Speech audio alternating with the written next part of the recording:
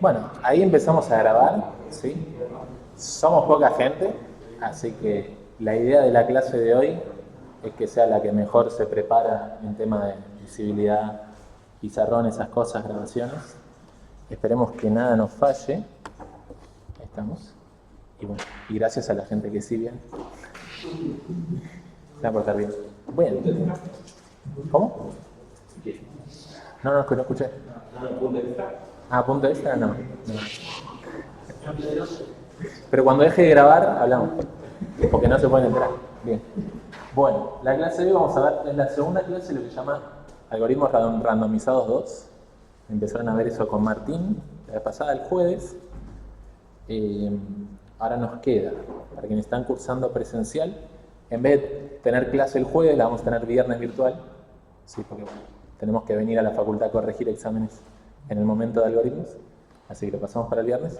Después vienen un par de feriados. Ahí sí, cursamos lunes presencial. No, lunes virtual en vez de, ¿cómo es? Lunes presencial y jueves presencial en vez de virtual. Entonces queda la clase del viernes, un lunes presencial y un jueves presencial también. Eso, creo que son todas las clases que quedan, ¿no? ¿Nos quedamos? Bueno, eso es un recordatorio. Bien, entonces hoy, algoritmos randomizados. ¿Alguna pregunta sobre lo que dio Martín la vez pasada? Claro que no. Explica muy bien, Martín. Pues sí. Bien, hoy vamos a empezar viendo algo que ya conocen, que es diccionarios y hashing.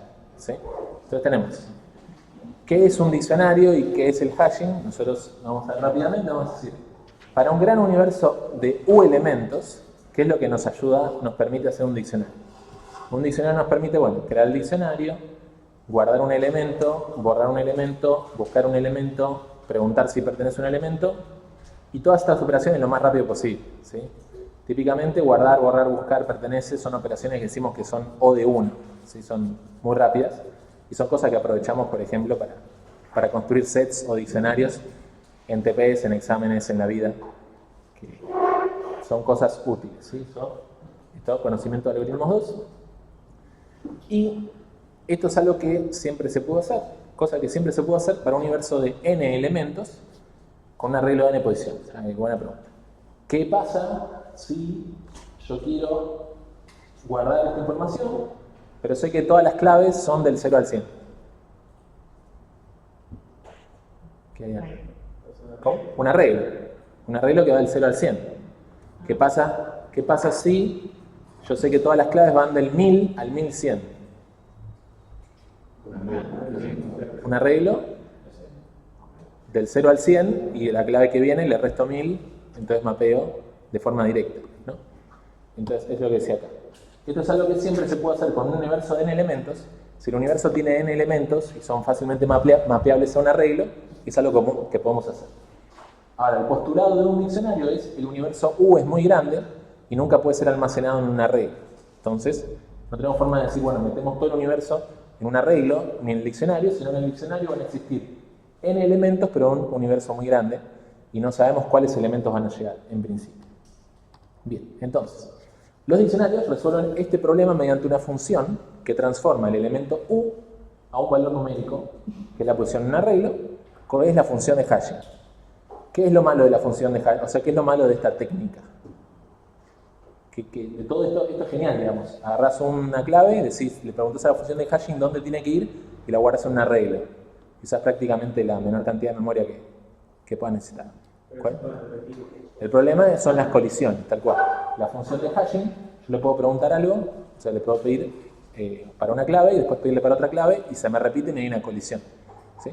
Ahí está, digamos, la dificultad, el desafío de las funciones en hashing. Ya es lo que vamos a empezar a hablar. Entonces, bueno, todo lo que tiene que hacer la función de hashing. La función de hashing para el universo U da un resultado entre 0 y n-1 para indexar la tabla de hash. Y obviamente sería genial que para dos elementos diferentes la función de hashing entregue claves diferentes. Eso es algo que, según los postulados de esta diapositiva y la anterior, ¿es algo posible de hacer? ¿Puede existir una función que haga este trabajo? Depende del caso, supongo. Depende, pero para un universo muy grande de más de n elementos es imposible, ¿sí? No puede, si yo espero números del 0 hasta n-1 y el universo muy grande, es imposible que para todo el par de elementos en el universo la función de hashing dé distinta. ¿Bien? Ahí está. Nuestras funciones de hashing deben distribuir los elementos del universo U de la mejor manera posible en las n posiciones de nuestra tabla de hash. Nos encantaría que las colisiones sean mínimas, ¿sí? Tratar de que no colisionarse todo el tiempo. Ejemplo, una mala función de hash, return 0, ¿no? Devuelve siempre lo mismo, siempre colisiona. ¿Está bien? El hash va a funcionar, va a ser lentísimo. ¿Bien? Bien, perfecto. Y acá es donde es algo que Martín introdujo un poco en la clase pasada, y es que hay un problema, ¿sí? Y es que para cualquier universo donde la cantidad de claves sea mayor a n cuadrado, existe un conjunto de n elementos donde una persona ve tu tabla de ve tu función de hashing, agarra esos n elementos en particular y dice, mira, todos estos n elementos colisionan entre sí, entonces tu hash es el peor hash que existe. ¿Sí? ¿No se acuerdan? Martín en un momento les comentó que uno puede tener una elección del pivote fija, a diferencia de una elección de pivote randomizada. Si vos elegís la función de pivote fija, viene alguien y te dice, ah, mira qué linda elección de pivote, tomaste arreglo. Y esa persona te garantiza que tu quicksort tarde n cuadrado. ¿Okay? Esto es algo parecido. Esto es lo que se llama programación adversaria. Si viene tu adversario y dice, ah, qué linda función de hashing, toma estos n datos, colisionan todos. ¿Sí? ¿Por qué? Porque pueden ver la función de hashing que elegiste, incluso con una función de hashing muy buena. Digamos, para un universo de n cuadrado de elementos, manda a n elementos a cada posición, distribuye perfectamente. El problema es que viene alguien y dice, toma, estos son los n elementos, y justo eran los n elementos que todos colisionaban entre sí, y hacía que la complejidad de cada una de las primitivas sea O de n. Bien, entonces nos encantaría tener una forma de inventar funciones de hashing que puedan lidiar con este problema, que viene alguien y te toquetea los datos y te hace explotar el hash. Bien. Entonces, cosas de funciones de hash que ya hemos visto, ¿no? O conceptos de funciones de hashing que capaz no vemos. Por ejemplo, una forma de hacer una función de hash es decir, bueno, agarro los primeros bits de cada elemento y dichos bits son el resultado de la función de hashing. ¿Sí? ¿Cuál es el problema?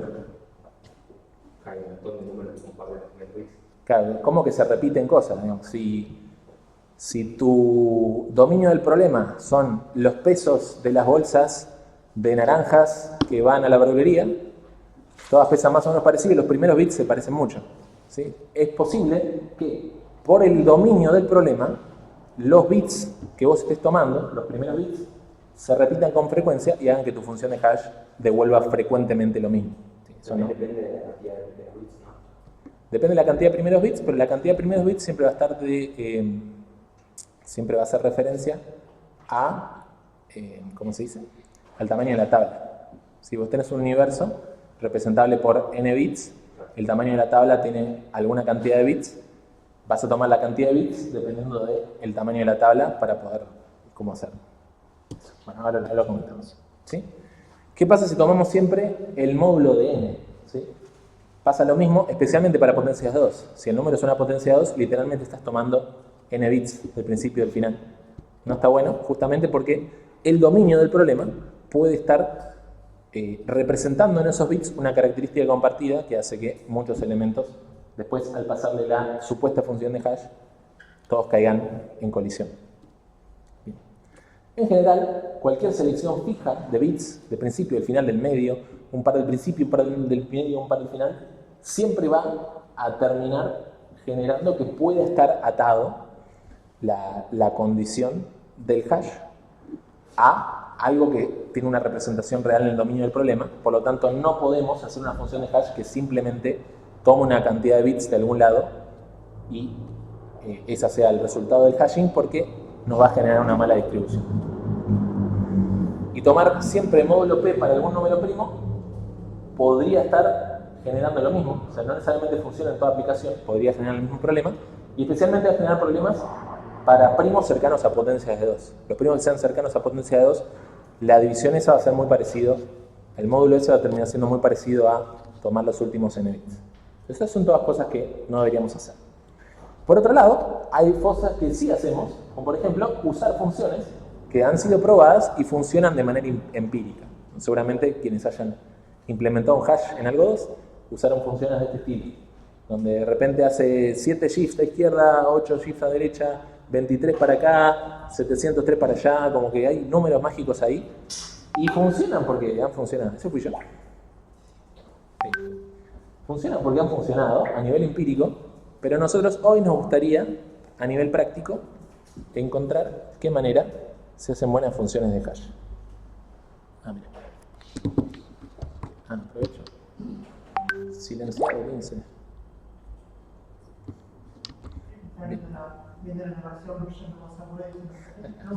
No. Bien. Entonces, como estamos en la clase de randomizados, empecemos randomizando cosas. Por ejemplo, al insertar el elemento U, tomamos h de U como un valor al azar entre 0 a n-1. ¿Cómo clasificarían en el nivel de randomicidad de este elemento, de esta función de hashing? ¿Existe una función de hashing más random que esta? No. Bueno, la probabilidad de colisión es bajísima, 1 sobre n. O sea, h de u, algún número al azar, y que el otro sea justo el mismo, es probabilidad 1 sobre n. ¿Sí? Es un nivel de randomicidad Avenger Level of Random, ¿no? Bien. ¿Cuál es el problema? No, o sea, yo digo, bueno, h de u, ok, guardá la u. ¿En dónde? En 5, poné. Bueno, guardo la u en 5. Después, buscame la u. ¿En dónde la busco? En 80. ¿No? Sí, pues, tiro un random, ¿no? O sea, yo había ponido mis elementos aquí y de repente ya no están. ¿No es cierto? Bueno, entonces no parece ser, en principio, una buena solución. ¿Cómo podemos arreglar eso? Tenemos eso. ¿Vamos a pisar? ¿Cómo podemos arreglar eso? ¿No? Me pidieron h de u. Que yo digo, bueno, dio 5. Entonces, cuando yo le vuelvo a pedir h de u, vamos a poner 1. H de 1, ¿qué tengo que hacer? Tendría que devolver 5. Entonces, ¿qué hago por acá? No sé, diría, bueno, U1 vale 5. Ok. Y me piden U2 y devuelve 40. ¿Qué tengo que hacer con esto? Ven por acá, ¿no? U2 es 40. ¿Qué es esto? ¿Qué debería ser? Debería ser un diccionario. Entonces, es genial, yo podría decir, mirá, si vos me das un diccionario, yo te puedo hacer una excelente función de hash. Es trampa. Si estoy reduciendo un problema al mismo problema, no tiene sentido. Digo, che, dame la solución, import solución. No tiene sentido. Bien, entonces, vamos a las diapositivas. Eso, ven por acá. Es la serpiente que se come a sí mismo la cola. Se logró, bueno. No tiene sentido resolver un problema por sí mismo. Bien. Entonces, vamos a ver cómo sí se resuelve este problema de una forma que no requiera tener un diccionario ya hecho. Y es con las clases de funciones de hash. ¿Sí? Yo le voy a definir qué son las clases de funciones de hash y después vemos cómo inventamos o generamos una clase de funciones de hash. Bien. Entonces, ¿qué es lo que nos permite una clase de funciones de hash? Una clase de funciones es como tener una bolsa de funciones, yo meto la mano y agarro una función y tengo una función. Es genial. Como decir, todas las funciones lineales son una clase de funciones. Vos definís la pendiente y el desplazamiento y ya es una función de la clase de funciones lineales. Esta va a ser una clase de funciones de hashing. Yo meto la mano en la bolsa y agarro una función de hashing y la uso. El objetivo entonces es ver cómo se genera esa bolsa de funciones de hashing, cómo agarro de la bolsa una nueva función de hashing para usar. Que sí. Bien. Entonces, propiedades deseadas, y esto va a estar mezclado un poquito con definiciones. Bien. Sería genial que para cualquier par de elementos U y B en el universo, la probabilidad de colisión entre esos elementos sea 1 sobre n, como mucho. ¿No? Tengo una tabla de n elementos. Sería genial que la función me distribuya elementos que la probabilidad de que cada elemento que haya en cada posición es 1 sobre n y que colisionen dos es 1 sobre n. ¿Sí? De los n lugares donde cae, si ya había un elemento, la probabilidad de que justo caiga otro en ese lugar sea 1 sobre n. Así que la mayor cantidad de probabilidad sea que caiga en otro lugar y que no haya colisión. ¿Sí? A eso es lo que se llama una clase universal. Si mi clase de funciones de hashing es universal, entonces me garantiza que la probabilidad de colisión es como mucho 1 sobre n. El objetivo de este segmento va a ser crear una clase de funciones que sea universal. Luego, la función h debería poder ser representada de forma compacta. Es un poquito el problema que vimos recién en el pizarrón. La representación de la función de hash requería un diccionario. Su representación no era compacta. Su representación me llevaba al mismo problema. ¿Sí? En cambio, una función de hash, las funciones de hash que ustedes vieron eran compactas. Era, bueno, un pedazo de código. Eso es constante en memoria.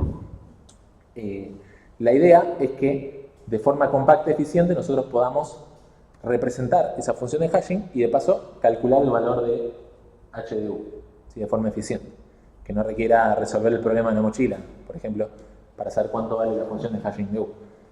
No estaría bueno.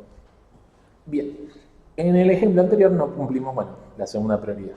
Necesitamos un hash para la función de hash. No era plan. Bien. Si la clase es universal, las funciones h dentro de la clase cumplen la siguiente propiedad. ¿Sí? Entonces vamos a suponer que alguien, bueno, de nuevo, viene Messi con una bolsita así imaginaria, me la da así y dice, ah, mirá, una clase de funciones de hashing. Yo meto la mano y saco una función de hash y la clase es universal. Bien, ¿qué es lo que se cumple? Para cualquier set u de tamaño hasta n, sería esperable que la cantidad de elementos en ese que colisionen un elemento de u sea a lo sumo 1. Un poquito de la esperanza. Si yo esperaría, si agarro n elementos, los que colisionan con un elemento en particular de esos n elementos sea como mucho 1, porque cada elemento en particular tiene probabilidad 1 sobre n de colisionar. ¿Sí? Esa es la esperanza. La esperanza de colisión del set es la probabilidad de cada uno de los sets, y eso es a lo sumo 1 sobre n para un par de elementos. Si sumamos a través de todos los elementos en el set, nos sale la cantidad de S en el set y eso se acota como 1. Entonces, la esperanza de esto que está acá es como mucho 1. ¿Sí? Está bastante bueno. Pocas colisiones, podríamos decir. Bien. Veamos cómo hacemos para diseñar una clase universal. Bien. Empezamos. Vamos a buscar un número primo p similar al valor de n como tamaño de la tabla de hash. ¿Sí? De paso, podríamos ver que ese número primo p no sea muy cercano a una potencia de 2, porque eso no está bueno tampoco. Y esto se puede resolver, digamos, buscando el primo, teniendo una tabla de qué números primos existen, lo que sea. Eso es algo que se puede resolver. Y después vamos a nombrar a cada función dentro de la clase. ¿Sí? Esto prontamente voy a necesitar el pizarrón. Mientras tanto, Leo dice, cada función dentro de la clase se identifica por su nombre. En este caso, dijimos que su nombre es A. Y su nombre A es una sucesión de valores A1, A2, A3, A4, etc. a R. ¿Está bien? Entonces, cada de esos son numeritos. ¿Cuántos numeritos son? R numeritos. Todavía no dijimos que es R. Son R numeritos, entonces la representación de la función de hash es compacta. Bueno, ¿qué función de hash tenés? Bueno, estos numeritos. A1, A2, A3, a R. ¿Sí? Y cada numerito va de 0 a P. Ese es el límite. De 0 a P puede ir cada numerito. Bien.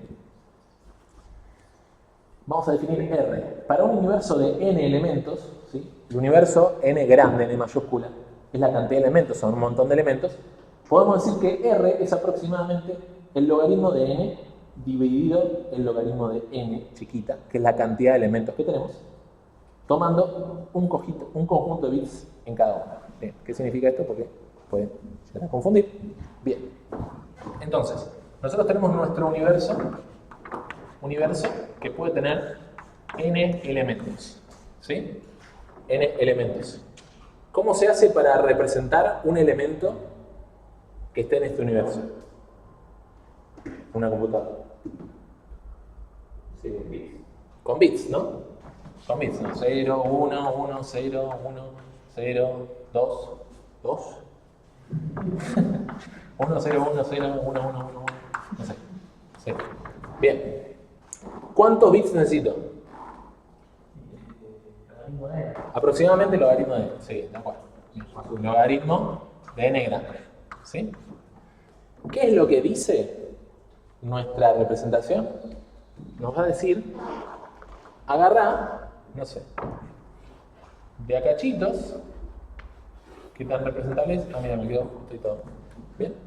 Puedes agarrar de a 4 bits y esos son los bits que tomás en representación del nombre de la función de hashing. Imagínense, esto en vez de ser un elemento del universo, ahora es el nombre de nuestra función de hashing. Este es nuestro A1, este es nuestro A2, este es nuestro A3 y este es nuestro A4. ¿Sí? Nuestra representación de la función de hashing es esta. ¿Sí? ¿Cuántos bits necesito para cada elemento? En este caso, 4. ¿Sí? ¿Por qué 4? Bueno, evidentemente, n, la cantidad de elementos, que es también el tamaño que le vamos a poner a la tabla de hash, es de 16. ¿No es cierto? Entonces ahí, la tabla de hash es indexable por 4 bits. ¿Ok? Y el valor R, ¿qué era R? Logaritmo de n grande y logaritmo de n. Claro, es aproximadamente logaritmo de n grande dividido logaritmo de n chiquita. Y esto es la cantidad de A sub i que necesitamos. ¿Sí? Yo se los muestro, pero es simplemente agarrar la tira de bits y decir, las agrupo desde a un número fijo de bits. Las agrupo de un número fijo de bits según cuántos grupos de bits quiero. En este caso quiero R grupo de bits, R es 4 en este caso. Porque, bueno, da la cuenta. Pero es simplemente agarrar toda la representación del elemento original y subdividirla en R grupos de bits. ¿Alguna pregunta de eso? ¿Mucha matemática? O sea, te llega un grupo, te llega un número. Vos tenés bits, obviamente. Sí. ¿Qué haces con ese bits? Todavía no hice nada. Solamente digo qué es R y qué es cada A1, A2, A3. Solamente saber qué tamaño tienen A1, A2, A3 y esas cosas. Ahora vamos a ver qué es lo que se hace. Pero por ahora, yo lo que quería mostrar era que n en el universo necesita más bits en representación que lo que puedo indexar en la tabla. Como hay menos elementos, esta tabla va a ser más fácil de indexar. ¿No es cierto? Requiere 4 bits indexar esta tabla. Porque son menos cantidad de elementos. ¿Sí? Justo en el ejemplo digo 4 y 4. Eso puede pasar. Bien. ¿Qué vamos a hacer al respecto? Ahí tenés una tabla de tamaño 16, ¿no? Sí. Ahí está. N16. La cantidad de elementos que quiero guardar en la tabla. Naturalmente, en vez de usar 16, usaría un primo más grande y no tan parecido a una potencia de 2. ¿Por qué eso de la potencia de 2? Porque si no, al dividir te da muy parecido o igual a los últimos n bits. O sea, dividir es pero los primeros. Dividir es tomar los primeros n bits. No sé si te acordás, por ejemplo, de la segunda clase de la materia, donde vieron el problema de multiplicación. Y en el problema de multiplicación, como había que dividir por 2, multiplicar por 2, eso era simplemente mover bits. Sí. Es eso. Dividir por una potencia de 2 es mover una cantidad de bits. Y mover una cantidad de bits es decir, bueno, me estoy quedando con estos bits que son la representación del programa original. Y la representación del programa original, según el dominio del problema, podría ser algo que se colisiona mucho. Bien. Ahí estamos. Entonces, ¿qué es lo que vamos a hacer? Vamos a definir el valor de la función de hashing para algún vector x con 0 menor o igual a xy menor o igual a p al azar. ¿Sí? Entonces, nuestra función de hashing va a ser al azar. ¿Sí? Estos valores, tengo que ver por qué usa primero a y después x, capaz lo cambio para algo. Estos valores, a1, a2, a3, a4, a r, van a ser valores al azar entre 0 y P. ¿Ok? Fíjense que la cantidad de bits me permite representar hasta P, que en aquel ejemplo era 16. Como uso 4 bits, puedo ir de 0 a P. ¿Bien? Y la representación de cada función de hash cumple la propiedad 2, es compacta. ¿Sí? Su nombre es compacto. Ahí está. Y acá les voy a decir cómo se hace para encontrar el valor de la función de hash para cualquier elemento. ¿Sí? El valor de la función de hash para cualquier elemento es la sumatoria de multiplicaciones. Multiplicar a 1 por x1, a 2 por x2, a 3 por x3. Ahí está. La acá es, vamos a definir el valor de la función de hash para algún vector x. ¿Sí? Capaz una coma, ¿no? Para algún vector x. Entonces, el vector x, como es un elemento del universo, también se puede escribir como subconjuntitos de paquetitos de bits. x1, x2, x3, x4. O sea, con esos a 1. ¿Cómo? Esos a 1 o 2, los pones al azar. Al azar. O sea, distingamos, pues yo estoy usando el mismo dibujo en el pizarrón para no dibujar dos veces. Sí. Pero bien, los valores de A1, que son los valores de la función de hash, los hago al azar. ¿Sí? Entonces esto no. Esto no es al azar. Los valores del vector son los valores del vector. Ahí está, solo confundí. ¿Sí? El vector, si este era el elemento original, el vector es x1, x2, x3, x4. ¿Sí? Es el mismo elemento original, solamente que los subdividimos en paquetitos de bits para que sean números multiplicables por A1, 2, A3, así que sean relacionables en ese sentido. Ponemos acá la sumatoria de A1 por x1, A2 por x2, A3 por x3, etc. a R por xR. Todo ese módulo P. ¿Sí? ¿Me sirve que el valor sea módulo P? Sí, porque la tabla tiene tamaño P. La tabla tiene tamaño P, entonces todas sumas, restas, multiplicaciones. Módulo P me va a dar una posición en la tabla y se supone que si esto lo hago para un vector X y para un vector Y, la probabilidad de que colisionen es menor o igual a 1 sobre n. ¿Les convence eso? ¿Tiene sentido? ¿Cómo haces? Tipo, agarras un X, agarras un Y y se supone que la probabilidad es 1 sobre n. Bien. Podemos probar que definir nuestra clase de funciones de esta manera y ver si eso la hace una clase universal. Tendríamos que ver, agarrar un x1, agarrar un x, agarrar un y, al x lo definimos como la asociación de xr valorcitos empaquetados, y r valorcitos empaquetados, y que la probabilidad de que haya una colisión es como mucho 1 sobre p. ¿Sí? Como la tabla tiene tamaño p, la probabilidad va a ser como mucho 1 sobre p de haber una colisión. ¿Sí? De que hx, la función de hash en x, es igual a la función de hash en y. ¿Sí? Obviamente, si x e y son elementos diferentes. Si x e y son el mismo elemento, no es que van a colisionar, sino que es el mismo valor, porque no es el problema original de tirar un random y ver qué pasa, sino que nosotros ya tenemos definida cuál es la función de hash, A1, A2, A3, a R, y esa la agarro para calcular el valor, siempre da el mismo valor para el mismo elemento. Para elementos diferentes, nos gustaría que dé diferente, por lo menos con una probabilidad muy alta. Bien. Entonces, recordamos, la selección de nuestra función h requiere seleccionar A1, A2, A3, a R, y lo que vamos a hacer es, sabemos que x e y son elementos diferentes, ¿no? Si no, no tiene sentido hacer este análisis. Como son elementos diferentes, existe algún elemento j tal que xj sea distinto a yj. ¿Sí?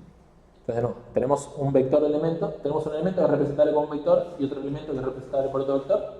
Los vectores tienen que ser distintos, entonces en algún lugar tienen que ser distintos. Supongamos que son distintos en j, vamos a hacer zoom en ese j, y de paso vamos a hacer zoom para la función de hash en la coordenada a sub j. Bien. Nos centramos en la coordenada a sub j y difieren x e y. Sin importar el resto de los valores de a, la probabilidad de colisión debería ser 1 sobre p. Eso es lo que queremos probar. Vamos a probarlo. Ahí está, lo mismo. Entonces, esto es el valor de la función de hashing para x. Y aquel es el valor de función de hashing para y. ¿No es cierto? Son la definición que les pasé hace un ratito. lo que podemos hacer es, sabiendo que la función de hashing en X tiene que ser igual a la función de hashing en Y, igualar estas dos cosas y pasar restando, sumando para un lado o para el otro, ¿sí?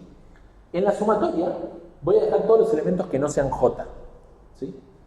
Y me agarro de aquel lado la X, paso restando la Y y me queda módulo P. Y del otro lado me voy a quedar solamente con lo que está en J. Los elementos J, y sub J menos X sub J multiplicado por A sub J. En A sub J saldría factor común. ¿Está bien? Es agarrar esa sumatoria, sacar de la sumatoria y sub J, X sub J, restarlos por un lado y del otro lado nos quedan todo el resto y módulo P. El módulo P es una operación 1. Bien. Entonces, lo único que tenemos que hacer es ver cuál es la probabilidad de que esta fórmula se cumpla, ¿sí? Si es verdad que las dos funciones de hashing son iguales, o sea, dan igual para los dos elementos, ¿cuál es la probabilidad de que esto se cumpla? Bien. ¿Cuánto vale lo que está a la derecha? 0. Bien. Podría valer 0 si fuera verdad que esos dos elementos solamente difieren en la posición J. Lo que dijimos es, estos elementos difieren, por lo tanto deben diferir en la posición J, pero capaz en otras posiciones también difieren. O sea, 0 era la primera respuesta que quería que me den, pero en realidad solamente sería 0 si es verdad que solamente difieren en la posición J, pero como pueden diferir en cualquier posición, lo que está a la derecha, ¿cuánto vale? Vale un número, ¿sí? Un número entre 0 y P menos 1. ¿Está bien? Un número entre 0 y menos 1 porque es módulo P. Entonces, esto es igual a un número.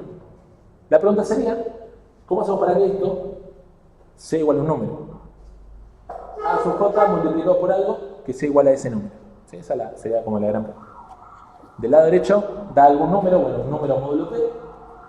¿Cuántos valores A sub J satisfacen esta igualdad? Esto es lo que pregunta la diapositiva, es medio una pregunta retórica, porque sería algo como para verlo. Entonces, vamos a verlo. Ya me olvidé cómo era esto. Bien. Entonces, ¿cuánto da? Fíjense, ahí yo puse valores de A sub J y valores de IJ menos XJ. ¿Cuánto da 2 por 0? 2 por 0, 0. 2 por 1? Ah, y el tamaño es 5. El primo es 5. 2 por 0, 0. 2 por 1, 2. 2 por 2, 4. 2 por 3, ¿cómo que 6? ¿Qué es 6? ¿Qué significa 6? Nunca escuché eso. ¿Ustedes saben lo que es 6?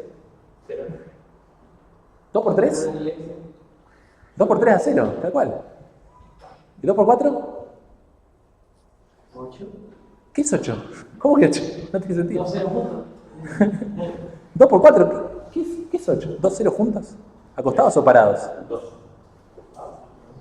¿Acostados o parados? 2. 2 por 4 siempre dio 3. Bueno, vamos a verlo. Es un chiste, ¿eh? Bien. 2 por 0, 0. 2 por 1, 2. 2 por 2, 4. 2 por 3, 6. Módulo 5. Es el resto. 6 módulo 5 da 1. 2 por 4, 8. Módulo 5 da 3. Lo que pasa es que en este universo donde es una operatoria módulo 5, el 6 no existe. Y el 8 tampoco. Es un chiste. Bien.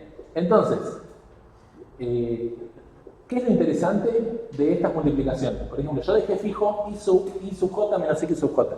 I sub J menos X sub J da un número. Si yo dejo fijo ese número y multiplico por todos los A sub J posibles, ¿qué es lo que está pasando allá? En la última columna. ¿Y de la sumatoria? No, no exactamente. Recuerdo. La clave es que son todos números diferentes. Si yo multiplico algún número, podría ser el 2, el 3, el 4, algún número lo multiplico por diferentes valores, siempre dan números diferentes. ¿Sí? Eso es algo que es verdad para una operatoria en módulo. ¿Ok? De hecho, da los 5 valores diferentes que existen. De 0 a 4. El AJ es hasta 4 por el módulo. El AJ pasa que P es un primo. Y los A sub I siempre van desde 0 hasta el primo menos 1. Es lo representable con la cantidad de bits que dijimos que tenemos, hasta el primo. En realidad la representación es un poquito más, Pero dijimos, la tabla tiene P posiciones, entonces no tiene sentido que ninguno de estos valores sea mayor que P, ni igual. ¿Bien? Perdón, pero capaz de haber explicado, pero haber escuchado. Sí. Y si son números primos y si no es un número primo, Ah, si no es número primo, esto no se cumple. esto no se paga directamente. No se Claro, no se cumple. Espera, Sí. O sea, la característica que yo les comenté de que todos esos valores son diferentes, si esto no es un número primo, no se cumple. Simplemente porque hay múltiples.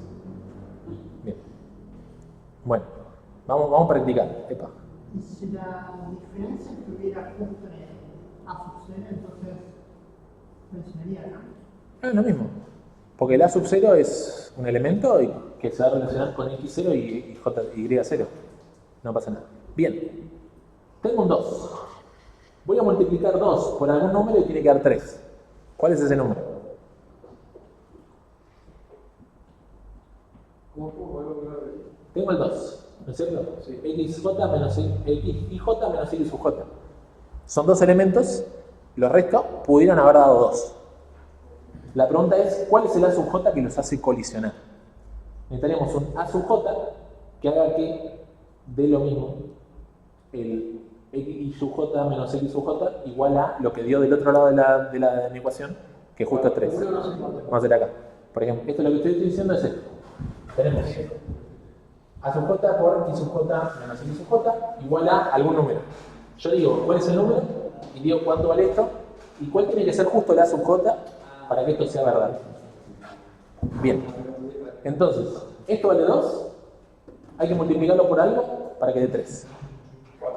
4. 2 por 4.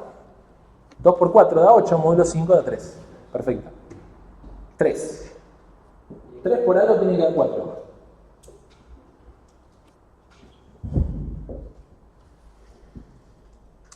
Si me das pasos de azar. Sí, tranqui. Esta es la parte más divertida de la clase. Después. 3 por 3 es 9. Módulo 5, 4. Correcto. Sí. ¿Qué número multiplicado por 4 da 2? No vale decir un medio. 4 por medio 2. ¿Qué es un medio? 4 por 2, 8. No. 4 por 3, 12. Módulo 5, 2. Correcto. ¿Qué número multiplicado por 2 da 4? ¿No escucho? 2. Ah, bueno. No, por 4 y pasado, tipo, se frizaron ahí. ¿Cómo? ¿Qué número multiplicado por 2? ¿Qué número multiplicado por 1 da 3? 3, tal cual. ¿Sí? Pero lo importante es que para los posibles números de A sub J, de 0, 1, 2, 3, 4, en ningún momento pudo ser más de un número. ¿Sí? El único número multiplicado por 2 que da 3 es 4. ¿Sí? No hay otro. Entonces, esa es la conclusión que podemos sacar. Los A sub J, que son lo que nos falta definir, ¿sí? Esto es un número, aquello es un número. Los A sub J, que es lo que nos falta definir, hay que ver que solamente uno de todos los posibles A sub J hacen que la igualdad sea real. ¿Y qué es lo que eso significa? Bueno, esto es lo que les fui mostrando un poquitito. Es esta. La igualdad se cumple con un solo número. ¿Sí? ¿Qué pasa? Los A sub J los definimos al azar entre 0 y P. ¿Bien?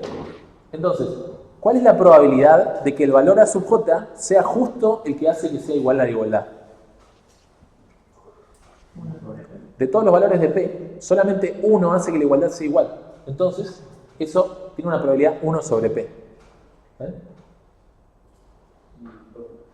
Sí. O sea, por eso prefiero que son números primos para que no te dé como dos posibilidades. Claro, si no son números primos, habrían varias posibilidades, entonces la probabilidad de que haya colisión sería mayor. En este caso, la probabilidad de que haya colisión entre dos elementos arbitrarios es exactamente 1 sobre P. ¿Sí? ¿Eso es mayor o menor que 1 sobre N? Es menor que 1 sobre N, el número P lo buscamos como un primo que sea mayor a N. Entonces 1 sobre P es mayor a 1 sobre N. Es decir que... ¿Acá? 1 sobre P es mayor a 1 sobre N. 1 sobre... No, P es mayor a N. Entonces 1 sobre P es más chico que 1 sobre N. Sí. Entonces la probabilidad de que colisionen dos elementos es incluso menor a 1 dividido la cantidad de elementos. ¿Está bien? Para una tabla de P elementos, estamos haciendo lo que nos pide la clase universal. Es decir, esto es una clase universal. Agarré dos elementos cualesquiera, me fijé cuándo eran iguales las funciones de hashing, la probabilidad de que eso pase es 1 sobre p y listo. ¿Sí? Moraleja. Agarré el universo de elementos, lo subdividí como pintó para tener una tabla de hash, para tener una tabla, ¿sí? Y la función de hash es literalmente tirar randoms, ¿sí? Entre 1 sobre p, todos los conjuntitos son randoms. Esto lo tiré random, capaz. Y esa es una función de hash, universal, de hecho. Suena fácil. Pero un es que queda que lanzarlos a su otra. Sí. Queda fijo ya, que hoy se tira la Claro, obviamente queda fijo para siempre y cuando uses ese hash. Si vos destruís ese hash y creás otro, crearás al azar de vuelta, ¿no? Pero ahí, digamos, vences al adversario. El adversario no puede esperar a ver cómo son tus A sub i para tirarte los elementos, porque vos los creás a medida que se crea la función de hash. Entonces, literalmente, gracias al azar, podés lograr que el adversario no pueda venir y toquetearte los datos, porque siempre tirás un random distinto. Entonces, a menos que pueda predecir cómo van a dar los randoms, no te va a poder adversariar la lectura, ¿sí? Y esa sería nuestra clase sobre clases universales de funciones de hashing. Bien. Aplicación, ¿para qué sirve? Perfect hashing. Esto es lo que en algoritmos 2 se llega a dar. Perfect hashing, que sería, por ejemplo, FKS hashing. Esto se aplica cuando sabemos cuáles y cuántos elementos van a haber. Si yo sé exactamente qué elementos van a haber, sería genial decir, bueno, la función de hashing es esta y todo da perfecto y listo, ¿no? Es decir, si yo sé qué elementos vienen, ¿por qué no podría saber cuál es la función de hashing que hace que todos los elementos vayan a una posición diferente? ¿Está bien? Lo que pasa es que lograr eso es un poquito difícil. Bien, por un tema de elementos, multiplicaciones, etc. Bien. Entonces, nuevamente, vamos a buscar una tabla de tamaño, un número primo, con probabilidad de colisión 1 sobre n. Clase universal, de hecho va a ser 1 sobre p. Y eso es algo que podemos literalmente aprovechar la bolsa que acabamos de generar. Nosotros acabamos de generar una bolsa de funciones que saco una, es decir, tiro al azar los números a sub i, y el resultado es una función de hashing que cumple pertenecer a una clase universal, ¿sí? Por lo tanto, la probabilidad de que dos elementos cualesquiera colisionen va a ser 1 sobre p, de hecho mejor que 1 sobre n. Si ponemos 1 sobre n para... Bien. Ahora, ¿qué pasa? Tenemos un problema, y es que si bien nuestra función de hashing funciona genial, aún así van a haber colisiones. Entonces vamos a representar la situación.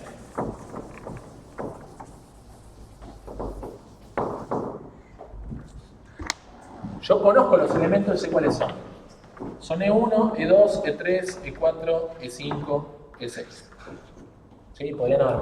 Pero bueno, tengo una tabla de hash con algún primo, supongamos, ¿qué primo podría ser? 7. 1, 2, 3, 4, 5. Ah, pero 7 es muy cerca de cosas. 11. 1, 2, 3, 4, 5, 6, 7, 8, 9, 10, 11. Bien. Tenemos otra tabla de hash, ¿sí? ¿Qué hago? Meto la mano en mi bolsita generadora de funciones de hashing cualquiera y saco una función de hash, que la vamos a hacer todos juntos. E1, ¿a qué posición va? Dice la función de hashing random. Al 1. Bien, el 1. E2. El 3. Ok. E3. El 5. Uy, E3. E4. El 4. El 4. E5. 0. ¿Al 1 escuché? Sí, al 1. E5. ¿Y E6? 0. Podría ser al 1 también, pero bueno, no importa. ¿Qué pasa? Obviamente, como es una función de hashing, pueden haber colisiones, ¿sí? Sería esperable que la cantidad de colisiones sea muy baja, pero podrían haber colisiones. ¿Qué es lo que hace Perfect Hashing en este caso? Dice, bueno, primero hasheo todos los elementos a ver qué onda las colisiones. Cuando elementos colisionan, hace lo siguiente. Crea una subtabla. Una subtabla. El tamaño de esa tabla, de esa subtabla, va a ser la cantidad de colisiones al cuadrado. Entonces, han colisionado dos elementos, esto al cuadrado. ¿Sí? Si estos tres elementos hubiesen colisionado todos juntos, ponele en la posición 3, para la posición 3 creamos una tabla donde el tamaño de la tabla sería 3 al cuadrado. ¿Eso? Así funciona. Bien. Entonces, ¿qué es lo que hacemos? Ahora tenemos una nueva tabla. Esa nueva tabla podría tener la misma función de hashing o otra. Vamos a agarrar la bolsa de funciones de hashing, sacamos una y les pregunto a ustedes. E1, ¿dónde cae? 0. Y E5 también cae en 0, no puedo creer. Bueno, ¿sabes lo que vamos a hacer? Vamos a meter la mano en la bolsa y vamos a sacar otra función de hashing. Esa no me gustó. Hizo que caigan los dos en el mismo lugar. ¿Sí? La siguiente. ¿E1 dónde cae? 1. ¿Y E5? 1. ¿También? Bueno, tiro esa función y saco otro de la bolsa. ¿Sí? ¿Cuál es la probabilidad de que caigan de nuevo caigan en el mismo lugar? Bastante bajo. ¿Sí? Bastante bajo. En este caso es 1 dividido n sub i al cuadrado, ¿no es? Es bastante baja. En el peor de los casos se le ha tirado una moneda. Pero ¿qué pasa? Sería esperable que esto termine relativamente pronto, ¿no? O sea, si en este caso la probabilidad es un cuarto, tiro 2 veces y ya debería dar 3 con él, ¿no? 4, es un montón. Acá 1 dividido 9, la probabilidad de que dos elementos colisionen. Lo mismo, agarro funciones de hashing hasta que esto suceda, ¿sí? ¿Qué pasa? Podríamos vivir en el universo donde seguimos agarrando funciones de hashing y nunca son distintas y nos quedamos ahí, pero esas cosas no pasan. Pasan en otros universos donde tienen mucha más suerte. Nosotros estamos en un universo donde las cosas se comportan, ¿sí? O sea, la probabilidad de que esto nunca termine es muy baja. Podríamos decir es 0. Pero, de nuevo, como verán en proba, que la probabilidad sea 0 no significa que no pueda pasar. Pero, ¿qué es lo que sí les puedo decir? Es que normalmente sacan 1, 2, 3, 4 funciones de hashing, agarran, funciona y listo. Entonces, ¿cómo queda representado este problema? Acá, esta estructura tendría, por ejemplo, algún bit que me dice si el elemento está acá o si hay una función de hash, o si hay un hash, un subhash, ¿no es cierto? Entonces, yo vengo con E1, lo hasheo, cayó acá, hay un subhash, bueno, voy al subhash, voy a necesitar de información la función de hashing, y con esa nueva función de hashing me meto acá, y yo sé que ya lo voy a encontrar, porque acá no colisiona, por construcción. ¿Sí? ¿Esto cumple la propiedad de ser compacto? Bien, qué buena pregunta. ¿Por qué no sería compacto? Podría no ser compacto si tenemos un montón de tablas y todas esas tablas son muy grandes y qué sé yo. Esto ocupa memoria ODN. ¿Saben? Porque pocos elementos colisionan entre sí y después, bueno, sí, hace una tabla gigante para esos n sub i elementos, agarra n sub i al cuadrado, la sumatoria de todos esos n sub i al cuadrado es ODN. Y entonces, la cantidad de funciones de hashing también es tanta como la cantidad de colisiones que tengas. O sea, como la cantidad de subtablas. Entonces te queda en un orden razonable en espacio. Sí. Siendo, por ejemplo, ponele que quiero poner ahora un E7 y choca justo acá en el 1. Pará, ¿en qué momento quisiste poner un E7? Porque esto es perfect hashing. E7 tiene que ser desde el principio, ¿no? O sea, vamos a ver. Esto es perfect hashing. Entonces, yo sé cuáles son los elementos y cuántos son.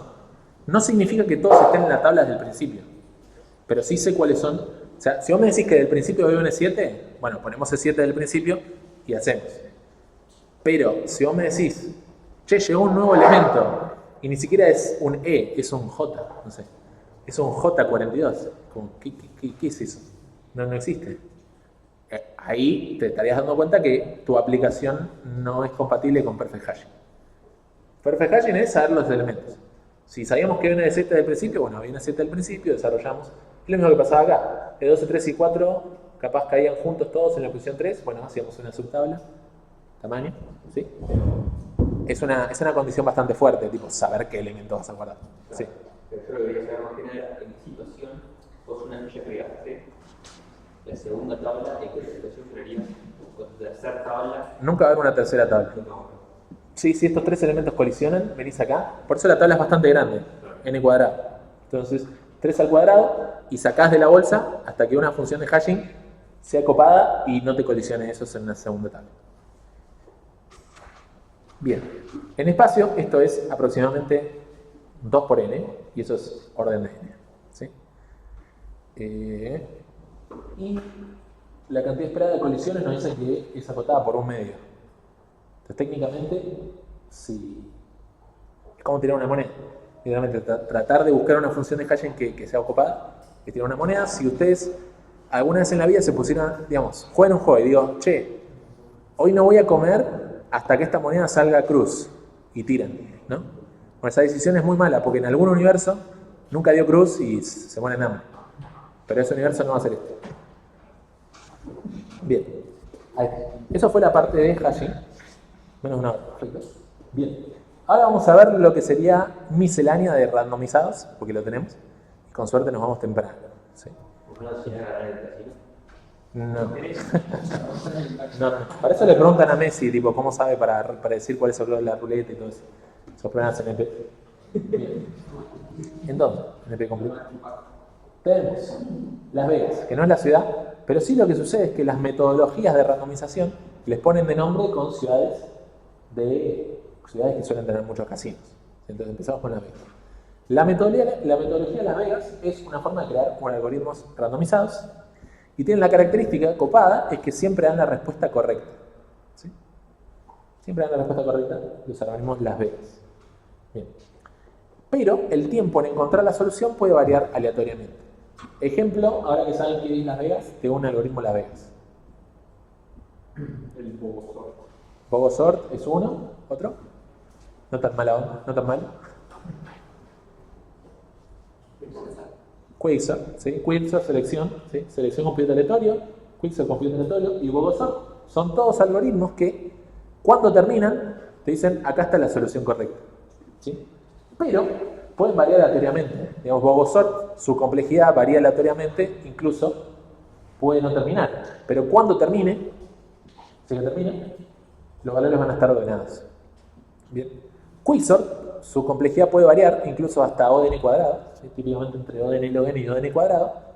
Pero cuando termina, es la respuesta correcta, el arreglo está ordenado. Bien.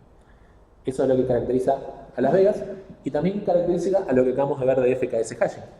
¿Sí? Está con la monedita hasta que encuentre una función de hashing que funciona y te dice acá está, encontré la función de hashing, guárdatela ahí para saber a dónde ir y tener todos los elementos sin colisiones, porque técnicamente, digamos, literalmente no tenés colisiones. Los que no colisionan y los que colisionan los metiste en una subtabla que no colisiona. Entonces, no colisionan. Bien. Eso es Las Vegas. Vamos a ver su ciudad rival, que es Monte Carlo. La metodología de Monte Carlo es más o menos la inversa. Es otra forma de crear algoritmos randomizados. Puede dar la respuesta incorrecta con cierta probabilidad. ¿Sí? O sea, a veces se equivoca. Pero el tiempo en el que corre un algoritmo de Monte Carlo está siempre acotado polinomialmente. Es decir, yo sé cuánto tarda, lo que no sé es si me está dando la respuesta correcta. ¿Bien? ¿Eso será útil? Sucede que como parte del esquema podemos correr un algoritmo Monte Carlo varias veces tal que acumulemos confianza en que la solución final sea la correcta. ¿Sí? Es decir, yo no sé si la pega a la primera la solución correcta, pero yo lo intento varias veces, supongo que ¿qué es lo que está pasando? La probabilidad de que en tantas corridas no dé la respuesta correcta sea bastante baja.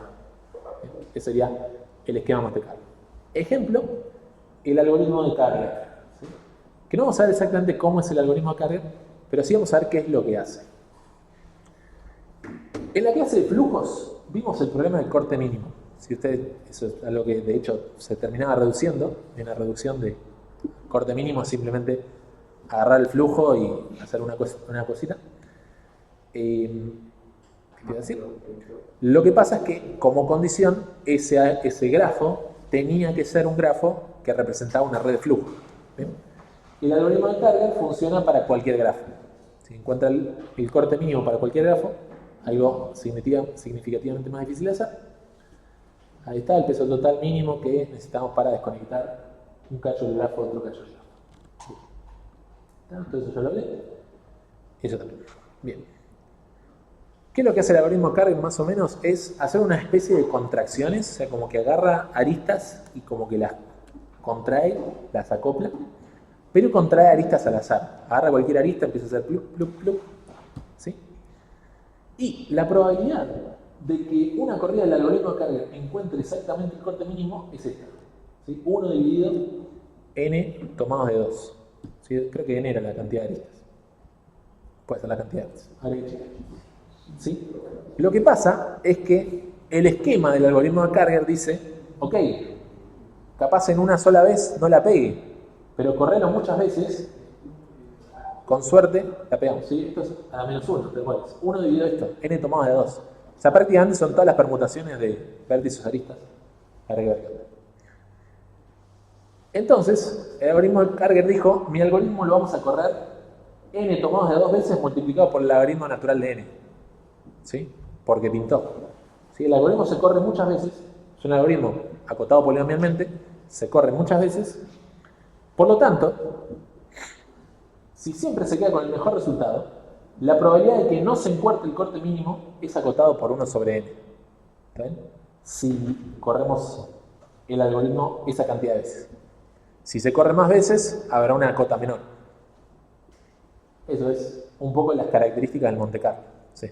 ¿Qué sería el mejor resultado?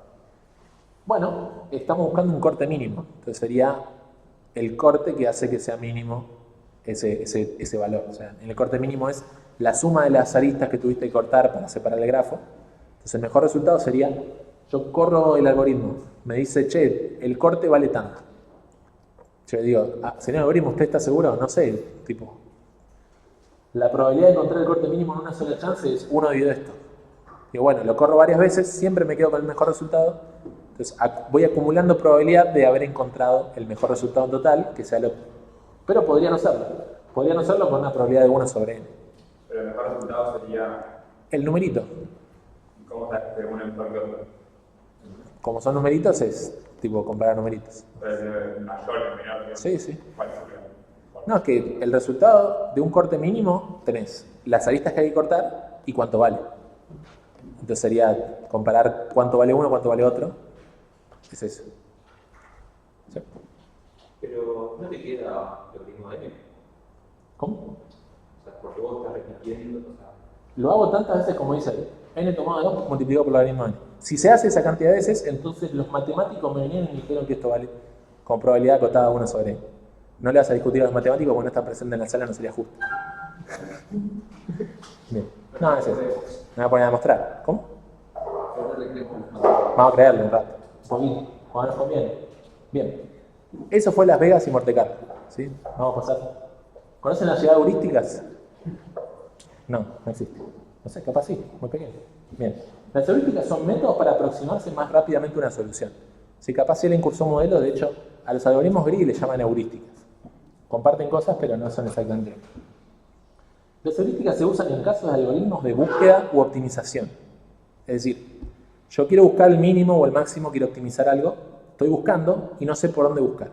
Una heurística te puede responder hacia dónde buscar. ¿Sí? Es como la pregunta, ¿dónde busco? Bueno, una heurística te dice hacia dónde buscar. Una función heurística es una función que permite rankear diferentes opciones basadas en información disponible. Es decir, che, tengo estas opciones. Tengo la posibilidad de que mi algoritmo continúe recorriendo estas posibles opciones.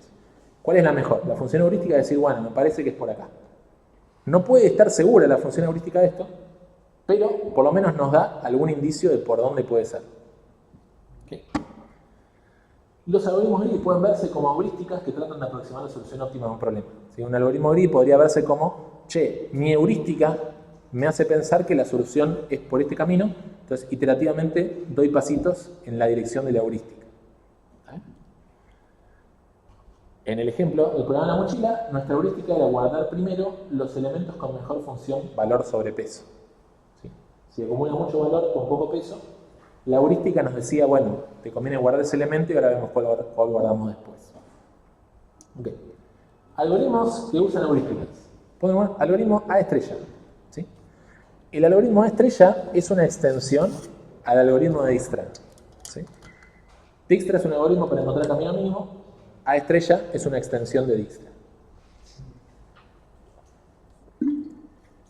Dijkstra encuentra todos los caminos mínimos desde un vértice hacia todos los demás. ¿Sí? El algoritmo de estrella no tiene la capacidad de buscar hacia todos los demás vértices, sino que el algoritmo de estrella busca el camino mínimo desde un vértice a un solo destino. ¿Ok? ¿De qué me serviría entonces hacer A estrella en vez de Dijkstra? ¿Sí? Dijkstra me da todos los vértices, A estrella me da un solo vértice, me da un solo destino. Y más vale que sea más rápido. Sí. Bien, es más rápido. Adicionalmente intenta encontrar ese camino lo más rápido posible. O sea, literalmente trata de recorrer lo menos posible el grafo mediante el uso de heurísticas. Bien, acá. Entonces, lo que hace es realizar búsquedas informadas. Preguntarle a la heurística, che, ¿por dónde debería buscar? Y busca por ese lado. ¿Sí? Ahí está. Y ahora, vamos a dar play al video. Ahí está. Sí. Se lleva, ¿no? Opa. Estoy poniendo más lenta. Ahí está. Oiga. ¿Será que se podrá poner acá? A ver. Velocidad de reproducción. 0.25. A ver.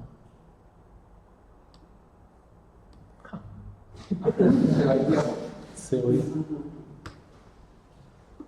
Tenemos. Sí. Vamos a.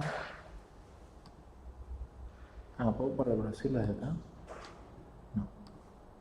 Hay gente que está viendo la presentación. ¿Qué onda? Bueno. Vamos a. Voy a poner play. Igual. Sí, correcto. Pero bueno, ahí vamos de a poquito. Fíjense, lo que tenemos acá a la izquierda de todo es Dijkstra. ¿Sí? ¿Qué es lo que hace? Busca a través de todos los vértices, primero los que estén más cerca. ¿Cierto? Entonces, ¿sí? Arrancando de acá, va alejándose y buscando este elemento hacia lo que está más cerca. Entonces, por ejemplo, busca por la cola, busca por la pata, ¿sí? ¿Por qué? Porque este punto de la pata está más cerca que, no sé, el ojo del caballo. Entonces dice, me conviene buscar primero por la pata porque está más cerca. Es lo que hace Dijkstra. Dijkstra primero explora todo lo que está más cerca y después todo lo que está un poquito más lejos y así hasta llegar al destino objetivo o hasta todos los vértices. ¿Bien? Eso, ahí está el dibujito. Igual, ahora me quedo con esto. El resto, acá sería una heurística que le da un poquito más de importancia a alguna heurística. ¿Qué heurística estamos usando en este caso? Es decir, bueno, si el punto que estamos buscando es la orejita del caballo, se supone que eso está para allá. ¿Sí? ¿Por qué está para allá? Digamos, la heurística en este caso sería la distancia euclidiana.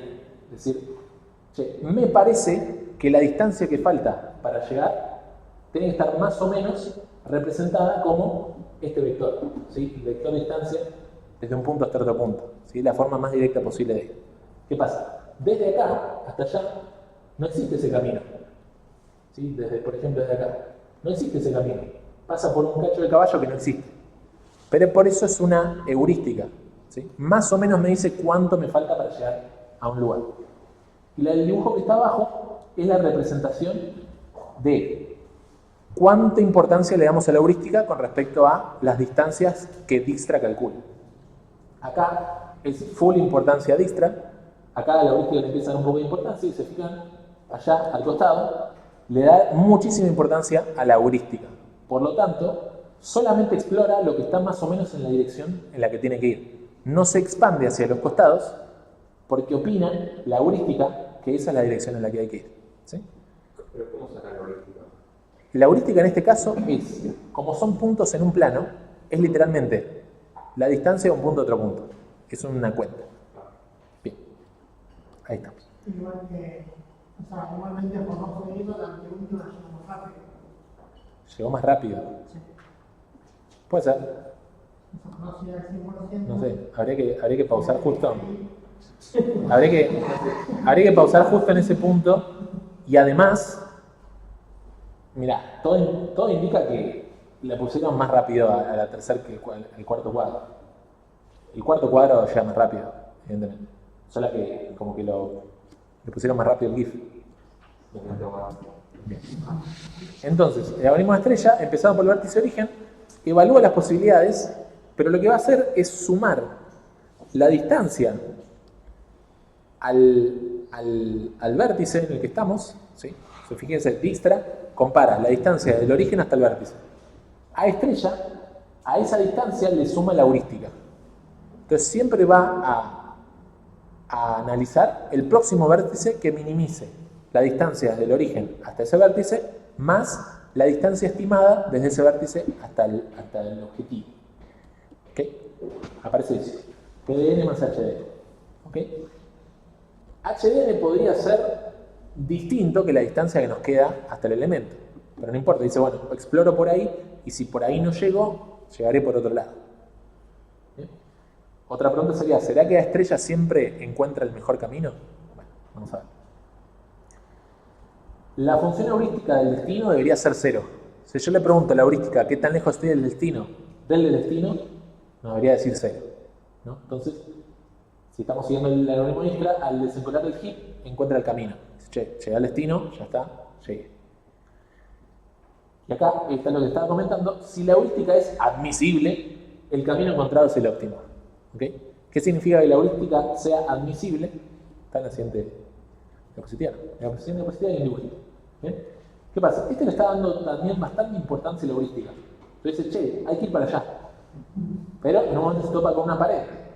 Entonces, recién ahí empieza a buscar hacia los costados. Y una vez que busca hacia los costados, fíjate, bastante rápido encuentra por dónde tiene que ir. ¿Sí? Pero está dando importancia a las dos cosas. La distancia del origen y también el valor de la heurística. Fíjense, cuando se choca allá arriba, no busca por los costados. Vuelve a empezar por acá abajo, porque es lo mínimo que nos indica la distancia original al origen. Y después está el tema de la heurística.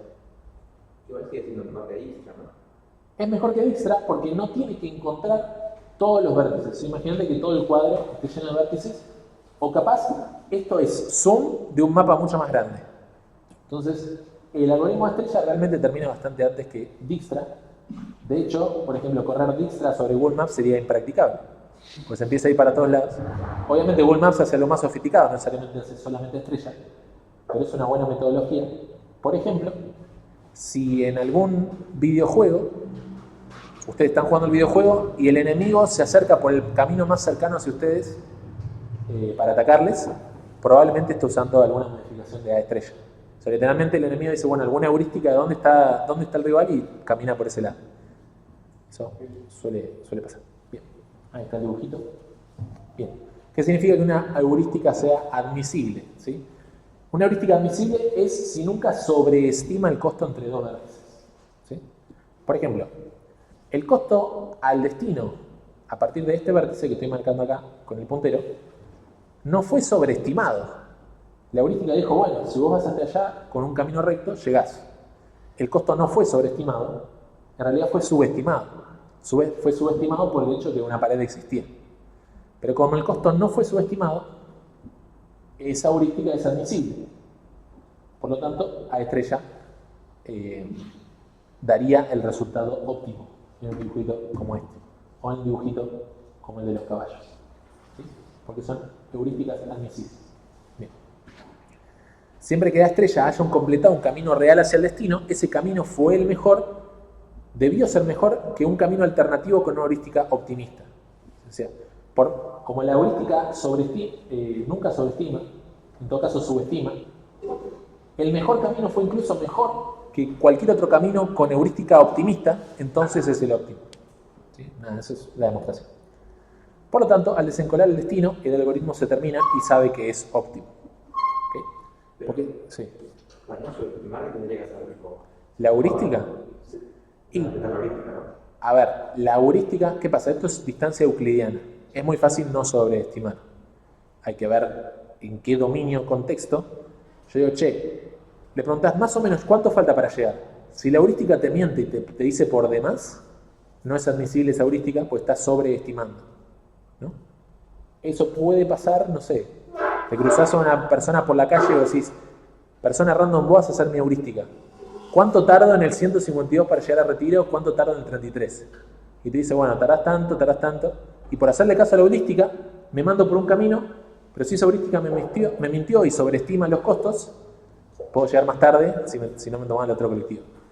Podemos decir. Es eso. ¿Sí? Bien. Les muestro posibles heurísticas. Por ejemplo, la distancia a Manhattan, si vuelven a las ciudades, o la geometría del taxi. Bien. ¿Cuál es la mejor forma de llegar desde este punto hasta este punto? Si ustedes me dicen, desde este punto hasta este punto, ¿cuál es la mejor forma de llegar? ¿Cómo? O sea, ¿en qué línea de qué color? Verde. Todos ustedes vienen La Plata, ¿no? Porque esto no pasa. Bien. O sea, la mejor forma de llegar desde este punto hasta aquel punto es construir un túnel a través de las casas de todas esas personas, pasar por el medio y llegar de forma recta. Va volando. Bien. No, pues la geometría del taxista, ¿no? ¿Cómo que va volando? ¿Dónde viene un taxista en helicóptero? Bien. Bueno, entonces, justamente para ciudades donde no puedo atravesar las cuadras, se crea la geometría del taxista, que sería solamente moverse en la grilla, horizontal vertical. Bien. Y se puede usar como función heurística en el caso donde la distancia euclídea no sea fiel al problema, ¿no? Un taxi no va a ir por el medio de las cuadras, sino que va a ir bordeando, puede ser la azul, la roja, la amarilla, que eso es más fiel. Por ejemplo, el movimiento de calle de Manhattan, en dominios donde los movimientos solamente sean verticales o horizontales, en un videojuego donde solamente se puede ir para arriba y para abajo, y no en diagonal, ¿sí? Y de paso, les dejo acá un bonito dibujo de un círculo, ¿sí? En la distancia de Manhattan, esto es un círculo. ¿Está bien? La distancia del punto del centro azul hasta todos los puntos rojos es constante y es igual al radio del círculo, que en este caso es 4. ¿Sí? Recomendación, siempre que vean una forma no euclidiana, ¿sí? Geometrías no euclidianas, fíjense cómo se dibuja un círculo en esa geometría. Les puede por lo menos dar un tipo de indicio de qué onda, qué está pasando. No sé si alguna vez tuvieron que ver un dibujo de una geometría no euclidiana, no se entiende nada. Pero bueno, por lo menos dibujaron un círculo y decir, mirá, así son las distancias, esto es constante, ¿no? Y se agarran una geometría hiperbólica. Bien, la distancia de Chebyshev dice, esto es para casos donde el movimiento también está permitido en diagonal. Es una grilla, pero el movimiento está permitido en diagonal. Los numeritos que van a ver ahí son la cantidad de posiciones que le toma al rey en el tablero de ajedrez llegar a una posición en particular. ¿Sí? ¿Es algún jugador, Chebyshev? Yo imagino que sí. Sí, si no, como que le afanó el nombre.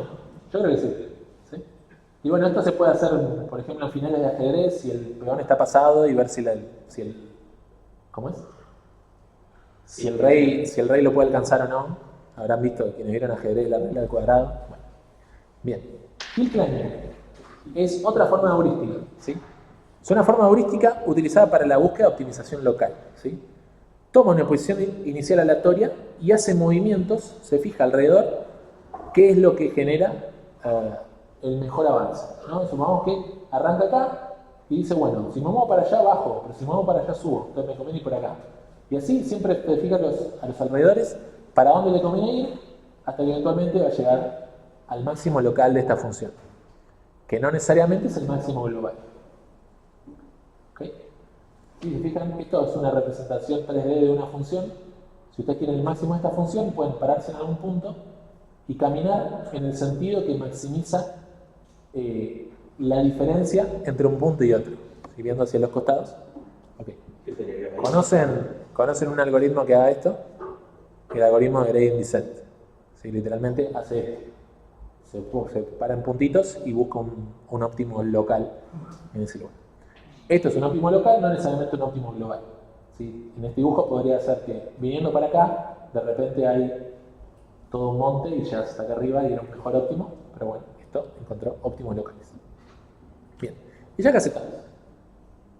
Eso fue el segmento de heurísticas. Vamos con el segmento de publicitar la materia de Martín, que se llama redes sociales o algo así, redes complejas, anda a saber cómo se llama. Bien. Punto número 1, random walks.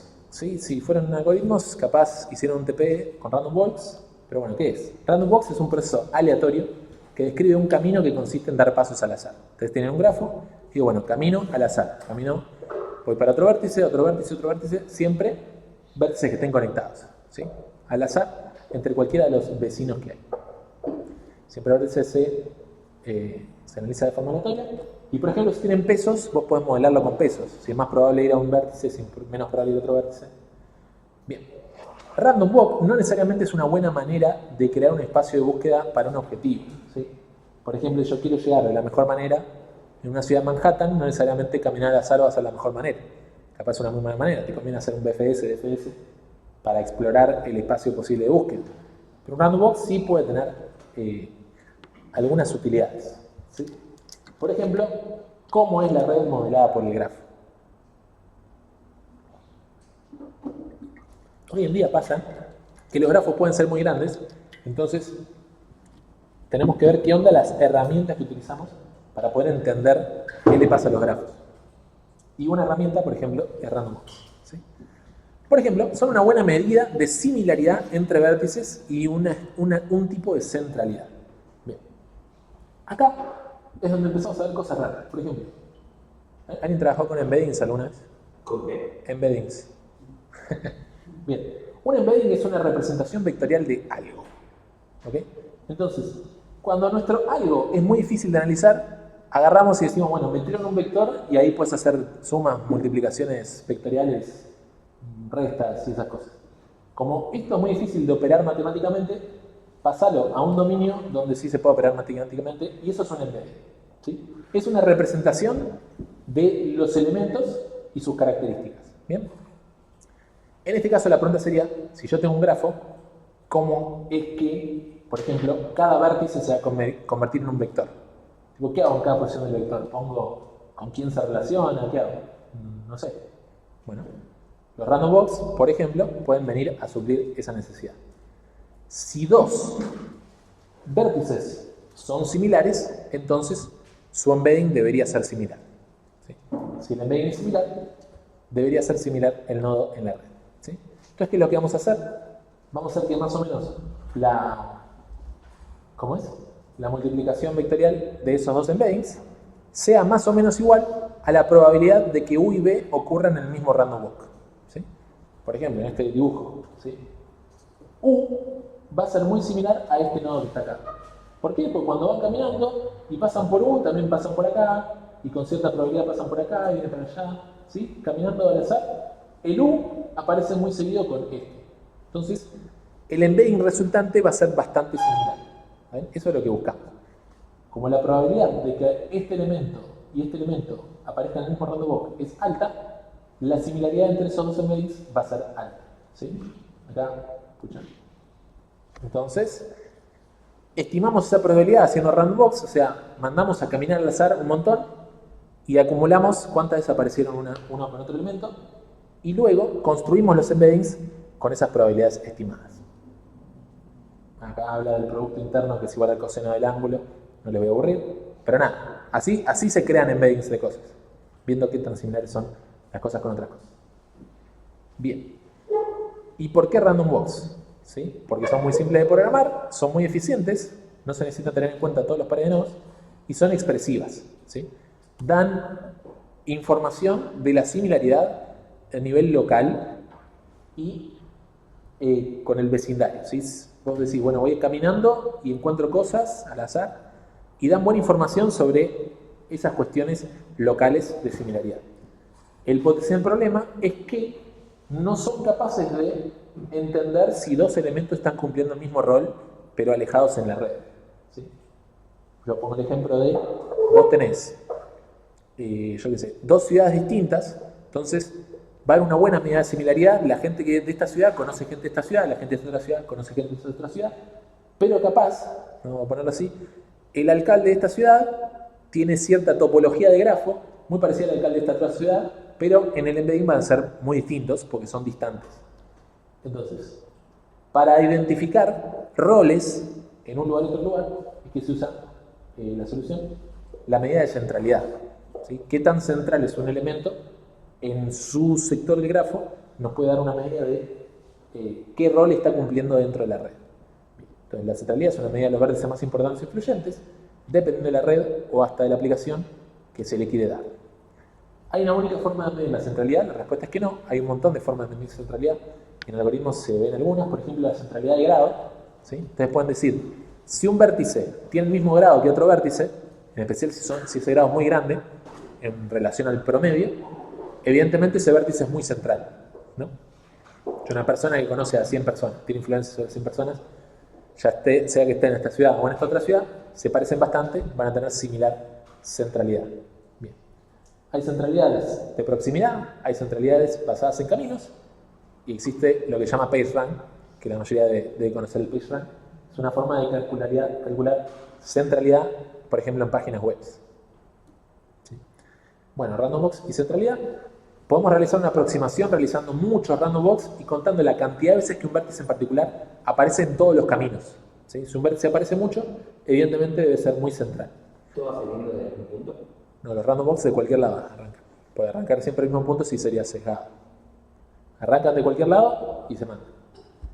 Si la red es pesada, bueno, se pueden ponderar por pesos. Bien. Y esto, para no dejarles sin saber qué es lo que es PageRank, el PageRank se define así. Se trata de un algoritmo iterativo que arranca asignando los mismos valores de PageRank al principio. Por ejemplo, pongámosle páginas web de Wikipedia. Entonces, una página como El Renacimiento apunta a tal cosa, Italia, no sé, lo que sea. Entonces, con esas apuntadas, con esas aristas que existen, el PageRank acumulado en una página se lo va transfiriendo a otras páginas a las que apunta, y las páginas más importantes, las más centrales, van a ser aquellas a las que más páginas le apuntan, por el tanto tienen mayor centralidad. ¿Sí?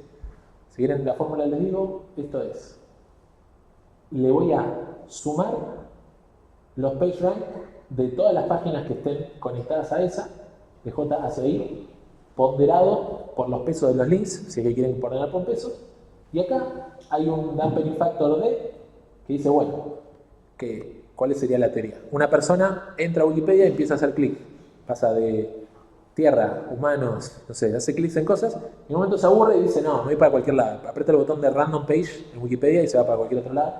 Esta sería la probabilidad de ir para cualquier otro lado. O sea, así como que se construye la fórmula, aburrido a las 3 de la mañana mirando páginas de Wikipedia que están relacionadas unas con otras. ¿Sí? Así se creó PageRank. Típicamente ponen en 0.85 el valor de motivación.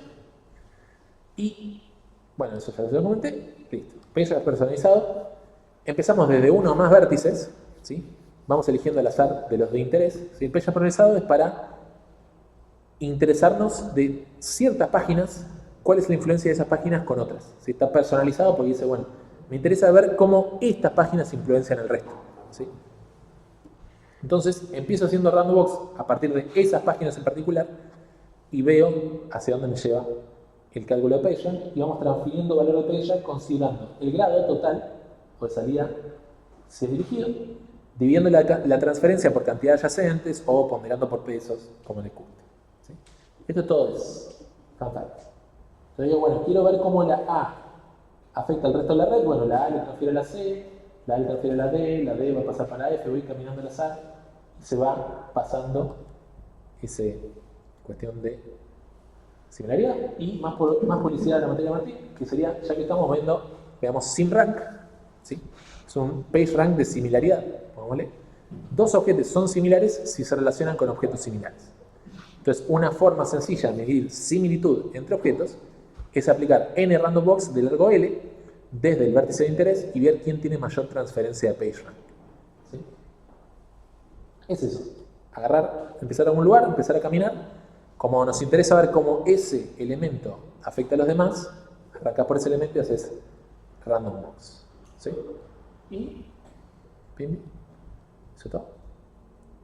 Claro, una diapositiva así. ¿Sí? Ah, pero todo esto es... No, sí, publicidad, Martín. Esto es, si quieren ver más de estas cosas, pueden hacer la materia de Martín de redes complejas. ¿Está bien? ¿Algo más? ¿Preguntas? Pero para ver dónde era el caso base. O sea, vos para ver el nivel de relación de los nodos que lo querés, ¿no? Sí. Vas a tirar varios random walks.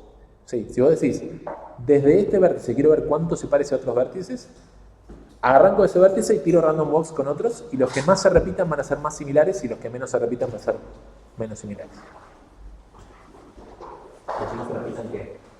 En los caminos, si vos vas caminando, los vértices que más veces aparecen en el random walk son los más similares. ¿Eh? Pero en el random walk vas a ver volver el mismo verde, tranquilamente. Puede ser, sí, sí. Pero vos ya ves que ese vértice es muy similar al mismo porque es el mismo. Vas a ver qué pasa con eso. Bueno, dicho eso entonces, voy a dejar de grabar. Y creo que con eso estamos.